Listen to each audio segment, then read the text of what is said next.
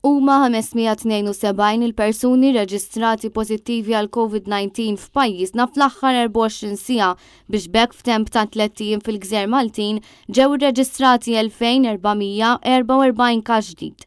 Sfortunatament il-pandemija ħatfet ħajja oħra f'pajjiżna mara ta' 69 sena sabiex bekk l-ammont totali ta' vittmi tal-COVID-19 f'Malta għawdex żdied għal 475 b'4 vittmi fl-aħħar 5 ijiem.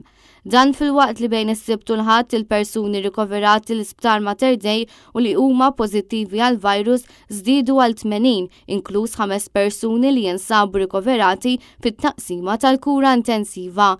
Il-Ministeru għas-Saħħa ħabbar ukoll li 94 persuna ġew reġistrati bħala mfejqa sabiex bekk il-każi attivi komplew jilħqu rekord ieħor lokali għal dak ta' 5766.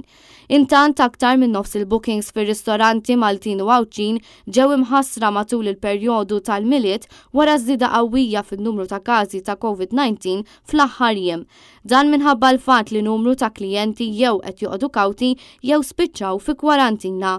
Dan ingħat mill-Assoċjazzjoni tal-Istabbilimenti tal-Catering fejn ġie spjegat li l-istaff parties prattikament osfru u żieda qawwija tal-każi ta' COVID-19 qed tħalli impatt sever fuq din l-industrija.